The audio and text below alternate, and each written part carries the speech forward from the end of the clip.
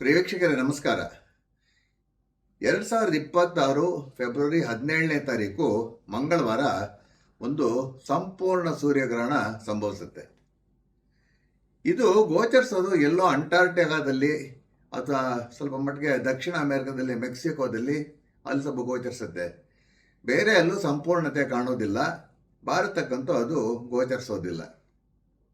ಹಾಗಾದರೆ ಇದರ ಪ್ರಭಾವ ಇರಲ್ವಾ ಅಂತ ನೀವು ಕೇಳಬಹುದು. ಸೂರ್ಯಗ್ರಹಣ ಅಂದರೆ ಅದು ಅಮಾವಾಸ್ಯೆ ದಿವಸ ಸಂಭವಿಸೋದು. ಗೋಚರಿಸದೇ ಇರಲಿ, ಸ್ವಲ್ಪ ಮಟ್ಟಿಗೆ ಅದರ ಪ್ರಭಾವ ಖಂಡಿತವಾಗಿ ಪ್ರಪಂಚದ ಮೇಲೆ ಹಾಗೂ ಮಾನವನ ಮೇಲೂ ಹಾಗೂ ಪ್ರಕೃತಿ ಪ್ರಾಣಿಗಳ ಮೇಲೂ ಇದ್ದೇ ಇರುತ್ತೆ ವೀಕ್ಷಕರೇ. ಅಲ್ಲಿ ನಡೆಯೋ ಸಮಯಕ್ಕೆ ನಾವು ಇಂಡಿಯನ್ ಸ್ಟ್ಯಾಂಡರ್ಡ್ ಟೈಮ್ಗೆ ಗ್ರಹಣ ನಡೆಯೋ ಸಮಯಕ್ಕೆ ಅಂದರೆ UTC ಅಂತೀವಿ, ಅದಕ್ಕೆ ಕೋಆರ್ಡಿನೇಟೆಡ್ ಯೂನಿವರ್ಸಲ್ ಟೈಮ್ ಅಂತ.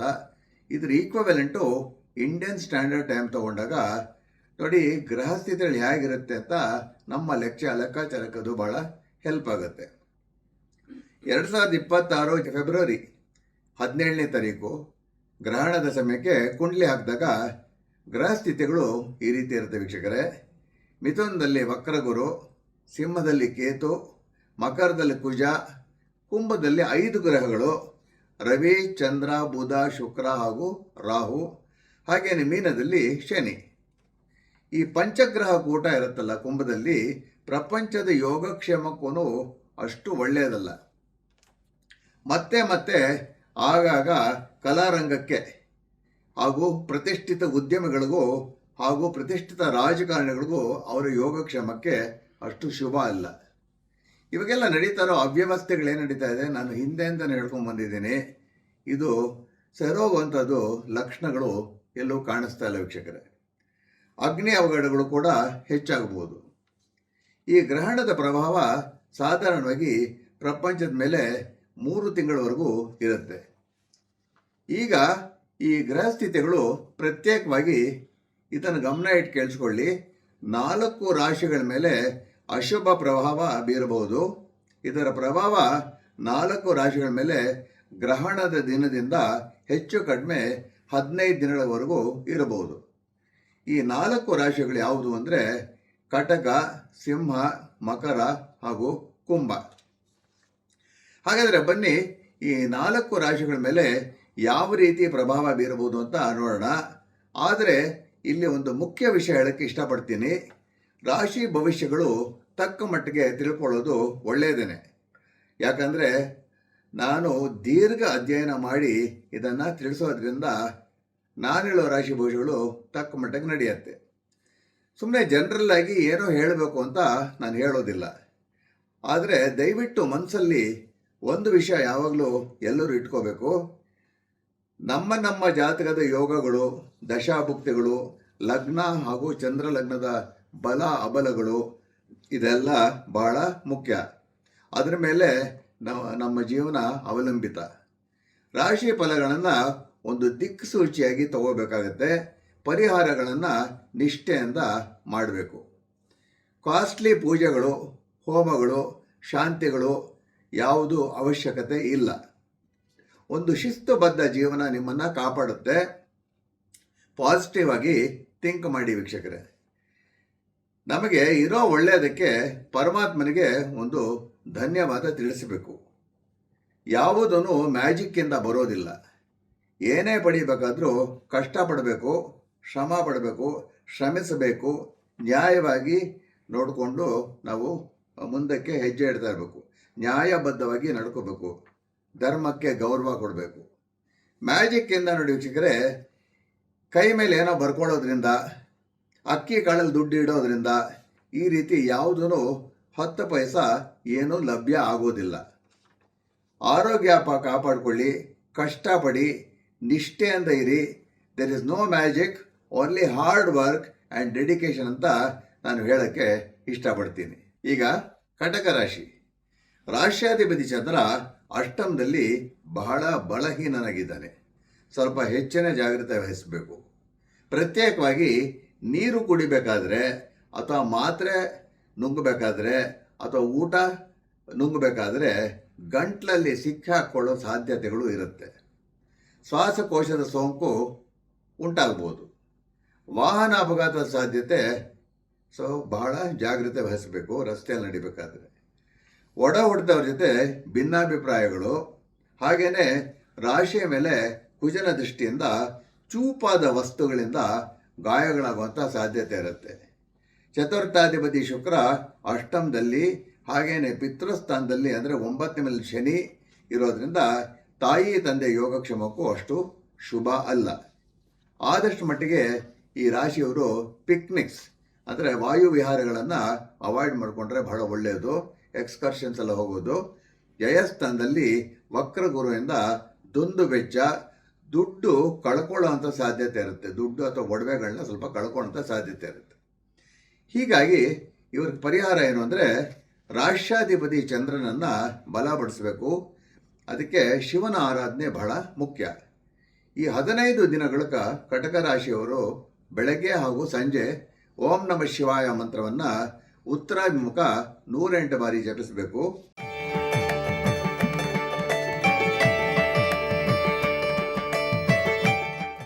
ಹಾಗೆಯೇ ದೈಹಿಕ ಹಾಗೂ ಮಾನಸಿಕ ರಕ್ಷಣೆಗೆ ಮಹಾಮೃತ್ಯುಂಜಯ ಮಂತ್ರವನ್ನು ದಿನನಿತ್ಯ ಉತ್ತರಾಭಿಮುಖ ಬೆಳಗ್ಗೆ ಸ್ನಾನದ ನಂತರ 15 ದಿನಗಳ ಕಾಲ ಆದರೂ 108 ಬಾರಿ ಜಪಿಸಿದರೆ ಅದು ಬಹಳ ರಕ್ಷಾ ಕವಚವಾಗಿ ಪರಿವರ್ತಿಸುತ್ತೆ. ಮಹಾಮೃತ್ಯುಂಜಯ ಮಂತ್ರ ಎಂದೇನಂತೆ ತಮಗೆಲ್ಲ ಗೊತ್ತೇ ಇರುತ್ತೆ. ಓಂ ತ್ರಯಂಬಕಂ ಯಜಾಮಹೇ ಸುಗಂಧಿಂ ಪುಷ್ಟಿವರ್ಧನಂ ಉರ್ವಾರುಕಮೇವ ಬಂಧನಾನ್ ಮೃತ್ಯೋರ್ಮುಕ್ಷೀಯಮಾಮೃತಾತ್. ಮತ್ತೊಮ್ಮೆ ಹೇಳ್ತೀನಿ ವೀಕ್ಷಕರೇ, ಓಂ ತ್ರಯಂಬಕಂ ಯಜಾಮಹೇ ಸುಗಂಧಿಂ ಪುಷ್ಟಿವರ್ಧನಂ ಉರ್ವಾರುಕಮೇವ ಬಂಧನಾನ್ ಮೃತ್ಯೋರ್ಮುಕ್ಷೀಯಮಾಮೃತಾತ್.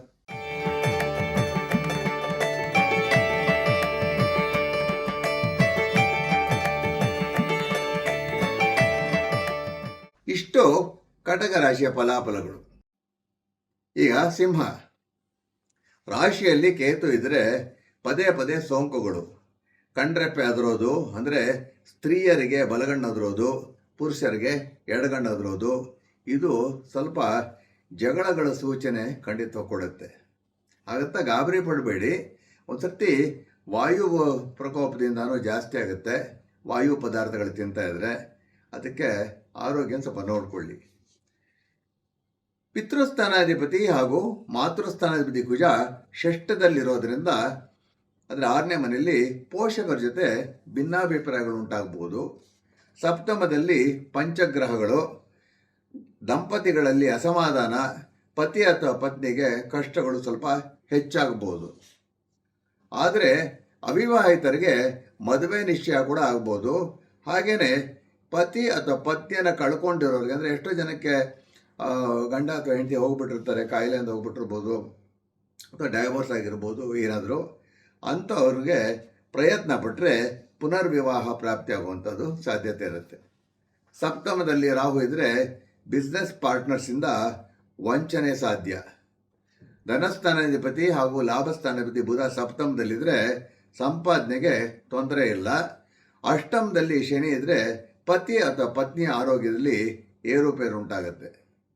ಪಂಚಮಾಧಿಪತಿ ಗುರು ಲಾಭದಲ್ಲಿರೋದ್ರಿಂದ ಸಿಂಹ ರಾಶಿಯವರಿಗೆ ಮಕ್ಕಳ ವಿಷಯದಲ್ಲಿ ಏನೋ ಒಂದು ಅಸಮಾಧಾನ ಅಂತ ಉಂಟಾಗ್ತಾ ಇರುತ್ತೆ. ಆದ್ರೂ ಆ ಮಕ್ಕಳ ಯೋಗಕ್ಷೇಮಕ್ಕೆ ಅದು ಒಳ್ಳೆಯದೇನೆ. ಇನ್ನು ಪರಿಹಾರ, ಸೂರ್ಯಾರಾಧನೆ ಮಾಡಬೇಕಾಗತ್ತೆ. ಅನುಕೂಲ ಇರೋರು 15 ದಿನಗಳ ಕಾಲ ಬೆಳಗ್ಗೆ ಉತ್ತರ ಅಥವಾ ಪೂರ್ವಾಭಿಮುಖ ಆದಿತ್ಯ ಹೃದಯ ಪಾರಾಯಣ ಮಾಡಿದರೆ ಅದು ಬಹಳ ಒಳ್ಳೆಯದು.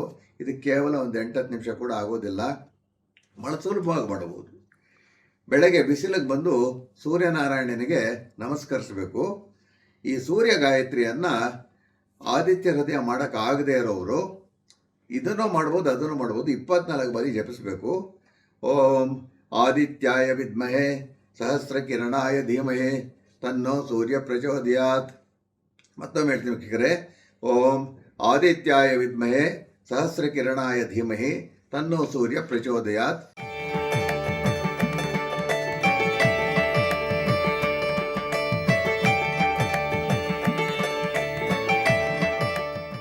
ಹಾಗೆಯೇ 2 ಭಾನುವಾರಗಳು ಶ್ರೀರಾಮನ ಗುಡಿಗೆ ಸ್ವಲ್ಪ ರವೆಯನ್ನು ಅರ್ಪಿಸಿ ಅರ್ಚನೆ ಮಾಡಿಸ್ಕೊಂಡ್ರೆ ಅದು ಬಹಳ ಒಳ್ಳೆಯದು. ಇಷ್ಟು ಸಿಂಹ ರಾಶಿಗೆ ಸಂಬಂಧಪಟ್ಟಿದ್ದ ಫಲಗಳು. ಈಗ ಮಕರ ರಾಶಿಯಲ್ಲಿ ಕುಜ ಇರೋದು ಭೂಮಿ ವಿಷಯಕ್ಕೆ ಒಳ್ಳೆಯದೇನೆ. ಅಂದರೆ ಉಚ್ಚ ಸ್ಥಾನದಲ್ಲಿ ಲಾಭಸ್ಥಾನ ವೃದ್ಧಿಗೆ ಕುಜ ಇರೋದು ಅದು ಒಳ್ಳೆಯದೇನೆ. ಆದರೆ ದೇಹದ ದಣಿವಿಗೆ ಅದು ಕೆಟ್ಟದ್ದು. ದೇಹದ ದಣಿವು ಹೆಚ್ಚಾಗುತ್ತೆ, ಕೆಲಸಗಳು ಜಾಸ್ತಿ ಆಗುತ್ತೆ. ಹಾಗೆಯೇ ಭಾಳ ಸ್ಪಷ್ಟವಾಗಿ ತಿಳ್ಕೊಳ್ಳಿ ವೀಕ್ಷಕರೇ, ನನ್ನ ಅಧ್ಯಯನದ ಮೇಲೆ ಹೇಳ್ತಾ ಇದ್ದೀನಿ. ಮಣ್ಣು ಹಾಗೂ ಹಲಗೆಯಿಂದ ಮೈಗೆ ಪೆಟ್ಟಾಗುವಂಥ ಸಾಧ್ಯತೆ ಇರುತ್ತೆ. ಜಾರು ಬಿದ್ದು ಸರಿ, ಅಥವಾ ಮರದ ರೊಂಬೆ ಮೈ ಮೇಲೆ ಬಿದ್ದಾದರೂ ಸರಿ, ಬಹಳ ಜಾಗ್ರತೆಯಿಂದ ಓಡಾಡಬೇಕು. ಮರದ ಕೆಳಗೆಲ್ಲ ನಿಂತ್ಕೊಳ್ಳೋದು, ಅಥವಾ ದೊಡ್ಡ ದೊಡ್ಡ ಕನ್ಸ್ಟ್ರಕ್ಷನ್ಸ್ ಆಗ್ತಾ ಇದರಲ್ಲಿ ಪಿಲ್ಲರ್ಸ್ ಕೆಳಗೆ ಪಕ್ಕದಲ್ಲಿ ನಿಂತ್ಕೊಳ್ಳೋದು, ಬೀಮ್ಸ್ ಕೆಳಗೆ ನಿಂತ್ಕೊಳ್ಳೋದೆಲ್ಲ ಮಾಡೋಕ್ಕೆ ಹೋಗಬಾರ್ದು. ಹಾಗೆಯೇ ಆರೋಗ್ಯದಲ್ಲಿ ಒತ್ತಡಗಳಿಂದ ಸ್ವಲ್ಪ ಬಿ ಪಿ ಕಾಣಿಸ್ಕೋಬೋದು. ಹಾಗೆಯೇ ಬಿ ಪಿ ಇರೋರಿಗೆ ಉಲ್ಬಣ ಆಗ್ಬೋದು. ರಾಷ್ಟ್ರಾಧಿಪತಿ ಶನಿ ತೃತೀಯದಲ್ಲಿರೋದು ಒಳ್ಳೆಯದು. ಮೂರನೇ ಮನೆಗೆ ಪರಾಕ್ರಮ ಸ್ಥಾನ ಅಂತೀವಿ. ಏನೇ ಕಷ್ಟಗಳು ಬಂದರೂ ದಾಟಿ ಬರುವಂಥ ಸಾಮರ್ಥ್ಯ ಇರುತ್ತೆ. ಸಪ್ತಮಾಧಿಪತಿ ಚಂದ್ರ ಹಾಗೂ ಸೂರ್ಯ ದ್ವಿತೀಯದಲ್ಲಿ ಗ್ರಹಣಕ್ಕೆ ಈಡಾಗಿರೋದ್ರಿಂದ ಮಕರ ರಾಶಿಯವರ ಪತಿ ಅಥವಾ ಪತ್ನಿಯ ಆರೋಗ್ಯದಲ್ಲಿ ಏರುಪೇರು, ಬಿ ಪಿ, ಶುಗರ್, ಹಲ್ಲು ನೋವು, ಕಣ್ಣಲ್ಲಿ ಸಣ್ಣ ಪುಟ್ಟ ಸೋಂಕು ಈ ರೀತಿ ಆಗುವಂಥ ಸಾಧ್ಯತೆಗಳಿರುತ್ತೆ. ದ್ವಿತೀಯದಲ್ಲಿ ರಾಹು ಇದ್ದರೆ ಊಟ ಆಗಿಬೇಕಾದ್ರೆ ಇದು ಗ್ರಹಣದ ರಾಹು ಅಂತೀವಿ. ಬೇಕಾದರೆ ಊಟ ಆಗಬೇಕಾದ್ರೆ ಅನಿರೀಕ್ಷಿತವಾಗಿ ಒಂದು ಹುಳ ಕೂಡ ಆಗಿರ್ಬೋದು. ಇದರಿಂದ ಅಲರ್ಜಿ ಉಂಟಾಗ್ಬಿಟ್ಟು ಆಮೇಲೆ ಎಡವಟ್ಟುಗಳಾಗುತ್ತೆ. ಚಿಕ್ಕದಾಗಿ ಬದುಕಿರೋ ಹುಳ ಹೋಗ್ಬೋದು ಹಲ್ಲು ಮಧ್ಯ. ಅದಾಗಿಬಿಟ್ರೆ ಗೊತ್ತಲ್ಲ ಏನಾಗುತ್ತೆ ಅಂತ. ಗಮನ ಇಟ್ಕೊಂಡು ಜಾಗ್ರತೆ ವಹಿಸಬೇಕು. ಷಷ್ಠದಲ್ಲಿ ವಕ್ರಗುರೋದ್ರಿಂದ ಸ್ವಲ್ಪ ಹಣ ಕಳ್ಳತನ ಆಗುವಂಥ ಸಾಧ್ಯತೆ ಇರುತ್ತೆ, ಜಾಗ್ರತೆ ವಹಿಸಬೇಕು. ಇನ್ನು ಪರಿಹಾರಕ್ಕೆ ಸಂಬಂಧಪಟ್ಟಂತೆ ಸುಬ್ರಹ್ಮಣ್ಯ ಆರಾಧನೆಯಿಂದ ಕುಜನ ಪ್ರಭಾವ ತಗ್ಗಿಸ್ಬೋದು. 15 ದಿನಗಳ ಕಾಲ ದಿನನಿತ್ಯ ಮುಂಜಾನೆ ಓಂ ಶರವಣ ಭವಾಯ ನಮಃ ಮಂತ್ರವನ್ನು 108 ಬಾರಿ ಜಪಿಸಿ.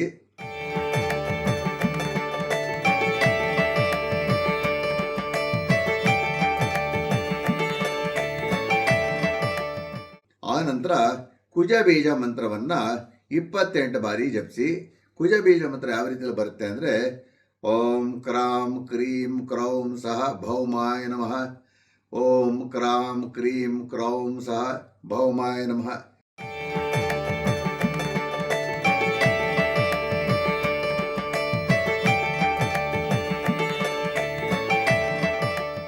ಇಷ್ಟು ವೀಕ್ಷಕರೇ ಮಕರ ರಾಶಿಗೆ ಸಂಬಂಧಪಟ್ಟಿದ್ದು. ಈಗ ಕಡೆಯದಾಗಿ ಕುಂಭರಾಶಿ, 4ನೇ ರಾಶಿ. ರಾಶಿಯಲ್ಲೇ ಗ್ರಹಣ ನಡೆಯುತ್ತೆ. ಸಪ್ತಮಾಧಿಪತಿ ರವಿ ಗ್ರಹಣಕ್ಕೆ ಈಡಾಗಿರೋದ್ರಿಂದ ಪತಿ ಅಥವಾ ಪತ್ನಿ ಜಾರಿ ಬಿದ್ದು ಗಾಯ ಮಾಡಿಕೊಳ್ಳುವಂಥ ಸಾಧ್ಯತೆ ಇರುತ್ತೆ. ದಂಪತಿಗಳಲ್ಲಿ ಕೆಲಸಕ್ಕೆ ಬಾರದ ವಿಷಯಕ್ಕೆ ಅಸಮಾಧಾನಗಳು ಹಾಗೂ ಜಗಳಕ್ಕೂ ಒಂದೊಂದು ಸರ್ತಿ ಅತಿರೇಕಕ್ಕೂ ಹೋಗಬಹುದು. ಪ್ರತ್ಯೇಕವಾಗಿ 15 ದಿನಗಳು ದಂಪತಿಗಳು ಬಹಳ ತಾಳ್ಮೆಯಿಂದ ವರ್ತಿಸಬೇಕಾಗತ್ತೆ. ರಾಶಿಯಲ್ಲೇ ರಾಹು ಇರೋದ್ರಿಂದ ಪದೇ ಪದೇ ಸೋಂಕಾಗ್ತಾ ಇರುತ್ತೆ, ಅಂದರೆ ಅಲರ್ಜೀಸು ಈ ರೀತಿ ಕಾಡ್ತಾನೆ ಇರ್ಬೋದು. ಶುಕ್ರ ಹಾಗೂ ರಾಹು ಅತಿ ಸಮೀಪದಲ್ಲಿರೋದ್ರಿಂದ ಹೊಟ್ಟೆ ಕೆಳಭಾಗದಲ್ಲಿ ಏನಾದರೂ ಗುಳ್ಳೆಗಳು, ಸೋಂಕು, ಬೊಬ್ಬೆಗಳು ಈ ರೀತಿಯಾಗುವಂತಹ ಸಾಧ್ಯತೆಗಳಿರುತ್ತೆ. ಬುಧ ಹಾಗೂ ರಾಹು ರಾಶಿಯಲ್ಲೇ ಇರೋದ್ರಿಂದ ಪದೇ ಪದೇ ತಲೆನೋವು ಕಾಣಿಸ್ಕೋಬಹುದು. ನೋಡಿ ವೀಕ್ಷಕರೇ, ಯಾರದೇ ಜಾತಕದಲ್ಲಿ ಬುಧನಿಗೂ ರಾಹುಗೂ ಸಂಬಂಧ ಇದ್ರೆ ಅಂದರೆ ಭಾಳ ಹತ್ತಿರದಲ್ಲಿದ್ದರೆ ಬುಧ ಮತ್ತು ಸೆಂಟ್ರಲ್ ನರ್ವಸ್ ಸಿಸ್ಟಮ್ ಅಂತ ಸೂಚಿಸ್ತಾನೆ. ಮೋಸ್ಟ್ ಕೇಸಲ್ಲಿ ನೋಡಿದಂಗೆ ಒಂಥರ ಮೈಗ್ರೇನ್ ತಲೆನೋವು ಬರ್ಬೋದು ಅವರಿಗೆ, ಅಥವಾ ಏನೋ ಕರೆಂಟ್ ಹೊಡೆದಂಗೆ ನರಗಳದ್ದು ವೀಕ್ನೆಸ್ ಬರ್ಬೋದು, ನ್ಯೂರೋಲಾಜಿಕಲ್ ವೀಕ್ನೆಸ್ ಅಂತ ಬರುತ್ತೆ. ಅದು ಸರಿಯಾಗಿರೋ ನೀವು ಡಾಕ್ಟ್ರಿಗೆ ತೋರಿಸ್ಕೊಂಡು ಸರಿಪಡಿಸ್ಕೋಬೇಕು ಅಥವಾ ಹತೋಟಿಲಿ ಇಟ್ಕೋಬೇಕು. ನರಗಳಲ್ಲಿ ಸ್ವಲ್ಪ ನಿಶಕ್ತಿ ಅಂತ ಬರುತ್ತೆ. ಇವರಿಗೆ ಇನ್ನೊಂದು ಸಾಡೆ ಸಾಧ್ಯ ಬೇರೆ, ಕಡೆ ಭಾಗ ನಡೀತಾ ಇರೋದು ಅಷ್ಟು ಒಳ್ಳೆಯದಲ್ಲ. ಯಾವಾಗಲೂ ಕಡೆ ಭಾಗ ನಡೆದಾಗ ಶನಿ ಸ್ವಲ್ಪ ಒಂಚೂರು ರುಬ್ಬೋದು, ಜಾಸ್ತಿ ಮಾಡಬಹುದು. ವೈರಾಗ್ಯವನ್ನು ಸ್ವಲ್ಪ ಕೊಡ್ತಾನೆ. ಪಂಚಮದಲ್ಲಿ ಗುರು ಇರೋದು ರಕ್ಷಾ ಕವಚ ಅಂತ ಹೇಳ್ಬೋದು. ಆದರೆ ಪಂಚಮಾಧಿಪತಿ ಬುಧ ಕೂಡ ರಾಹು ಜೊತೆನೇ ಇರೋದ್ರಿಂದ ಮಕ್ಕಳ ಆರೋಗ್ಯದಲ್ಲಿ ಪದೇ ಪದೇ ಏರುಪೇರಾಗ್ಬೋದು. ಮಕ್ಕಳು ಕೆಲವರು ಈ ರಂಪಾಟ ಜಾಸ್ತಿ ಮಾಡ್ತಾರೆ ನೋಡಿ, ಆ ಥರ ರಂಪಾಟಕ್ಕೆ ಇಳಿಬೋದು ಮಕ್ಕಳು. ಅಪ್ಪ ಅಮ್ಮಂತನ ಸ್ವಲ್ಪ ರೇಗಿಸ್ಬೋದು. ಅದು ನೀವು ಸ್ವಲ್ಪ ನೋಡಿಕೊಂಡು ಜವಾಬ್ದಾರಿಯಿಂದ ನೀವು ಅದನ್ನು ತಾಳ್ಮೆಯಿಂದ ನೀವು ಡೀಲ್ ಮಾಡಬೇಕಾಗತ್ತೆ. ಮಕ್ಕಳಿಗೆ ಯಾವುದೇ ಕಾರಣ ಕೊಡೋಕ್ಕೆ ಹೋಗ್ಬಿಡಿ. ಯಾಕೆಂದರೆ ಈ ಕಾಂಬಿನೇಷನ್ ಹೆಂಗೆ ಅಂದರೆ ಪಂಚಮ ಸ್ಥಾನದ್ದು ತಾಯಿ ತಂದೆಗಳೇನಾದ್ರು ಮಕ್ಕಳು ಗಲಾಟೆ ಮಾಡ್ತಾಯಿದ್ರೆ ಕೆಲವರು ಹೊಡೆಯೋದುಂಟು ನಡೆಯೋದು ಭಾಳ ದೊಡ್ಡ ತಪ್ಪಾಗುತ್ತೆ. ಏನಂದ್ರು ಕೆನ್ನೆಗಿನ್ನೆ ಹೊಡೆದಾಗ ಕಿವಿದು ಪ್ರಾಬ್ಲಮ್ ಶುರು ಆಗ್ಬಿಡ್ಬೋದು, ಭಾಳ ಜಾಗ್ರತೆ ವಹಿಸಿ. ಹಾಗೆಯೇ ಕುಂಭರಾಶಿಯವರು ಈ ಶುಕ್ರ ಹಾಗೂ ರಾಹು ಸಮ್ಮೇಳನದಿಂದ ದ್ವಿಚಕ್ರ ವಾಹನ ಸವಾರಿಯಿಂದ ದೂರ ಇದ್ದರೆ 15 ದಿನಗಳು ಬಹಳ ಒಳ್ಳೆಯದು. ಅವರೂ ಓಡಿಸದೇ ಇರೋದು, ಬೇರೆಯವ್ರ ಜೊತೆಲಿ ದ್ವಿಚಕ್ರದಲ್ಲಿ ಕೂತ್ಕೊಳ್ಳೋದು ಅಷ್ಟು ಕ್ಷೇಮ ಅಲ್ಲ. ಇನ್ನು ಪರಿಹಾರಕ್ಕೆ ಸಂಬಂಧಪಟ್ಟಂತೆ ರಾಶಿಯಲ್ಲಿ ರಾಹು ಪ್ರಭಾವ ಹೆಚ್ಚಾಗಿರೋದ್ರಿಂದ ಹೀಗಾಗಿ ರಾಹು ಆರಾಧನೆ ಮಾಡಬೇಕಾಗತ್ತೆ. ದಿನನಿತ್ಯ ಸಂಜೆ ಸೂರ್ಯಾಸ್ತಮದ ನಂತರ ದಕ್ಷಿಣಾಭಿಮುಖ ಬೆನ್ನ ಮೇಲೆ ಒಂದು ಕಪ್ಪು ಕಲರ್ದೊಂದು ವಸ್ತ್ರನೋ ಟವಲ್ ಹಾಕ್ಕೊಂಡು ರಾಹು ಮಂತ್ರವನ್ನು ವೈಖಾರಿ ರೀತಿಯಲ್ಲಿ 28 ಬಾರಿ ಜಪಿಸಿ. ರಾಹು ಮಂತ್ರ ಈ ರೀತಿಯಲ್ಲಿ ಬರುತ್ತೆ: ಅರ್ಧಕಾಯಂ ಮಹಾವೀರ್ಯಂ ಚಂದ್ರಾದಿತ್ಯ ವಿಮರ್ಧನಂ ಸಿಂಹಿಕಾ ಗರ್ಭ ಸಂಭೂತಂ ತಂ ರಾಹುಂ ಪ್ರಣಮಾಮ್ಯಂ. ಮತ್ತೊಮ್ಮೆ ಹೇಳ್ತೀನಿ ವೀಕ್ಷಕರೇ: ಅರ್ಧಕಾಯಂ ಮಹಾವೀರ್ಯಂ ಚಂದ್ರಾದಿತ್ಯ ವಿಮರ್ಧನಂ ಸಿಂಹಿಕಾ ಗರ್ಭ ಸಂಭೂತಂ ತಂ ರಾಹುಂ ಪ್ರಣಮಾಮ್ಯಹಂ.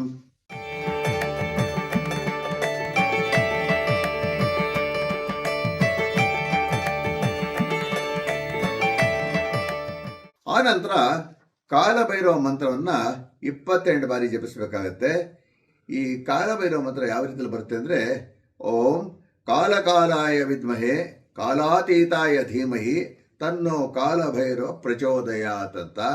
ಮತ್ತೊಮ್ಮೆ ಹೇಳ್ತೇನೆ ವೀಕ್ಷಕರೇ: ಓಂ ಕಾಲಕಾಲಾಯ ವಿದ್ಮಹೆ ಕಾಲಾತೀತಾಯ ಧೀಮಹಿ ತನ್ನೋ ಕಾಲಭೈರವ ಪ್ರಚೋದಯಾತ್.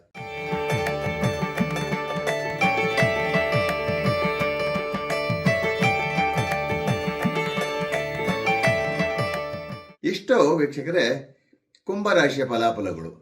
ಇನ್ನು ಮಾರ್ಚ್ 3ನೇ ತಾರೀಕು ಒಂದು ಚಂದ್ರಗ್ರಹಣ ಸಂಭವಿಸುತ್ತೆ. ಸ್ವಲ್ಪ ಮಟ್ಟಿಗೆ ಭಾರತದಲ್ಲಿ ಗೋಚರಿಸುತ್ತೆ. ಅದರ ಸಂಚಿಕೆ ಕೂಡ ಸೂಕ್ತ ಸಮಯದಲ್ಲಿ ನಿಮ್ಮ ಮುಂದೆ ಇಡ್ತೀನಿ. ಇಷ್ಟು ಹೇಳ್ತಾ ಈ ಸಂಚಿಕೆಯನ್ನು ಮುಗಿಸ್ತಾ ಇದ್ದೀನಿ. ತಮ್ಮೆಲ್ಲರಿಗೂ ನನ್ನ ಗೌರವಾನ್ವಿತ ನಮಸ್ಕಾರಗಳು. ಕೃಷ್ಣಂ ವಂದೇ ಜಗದ್ಗುರುಂ.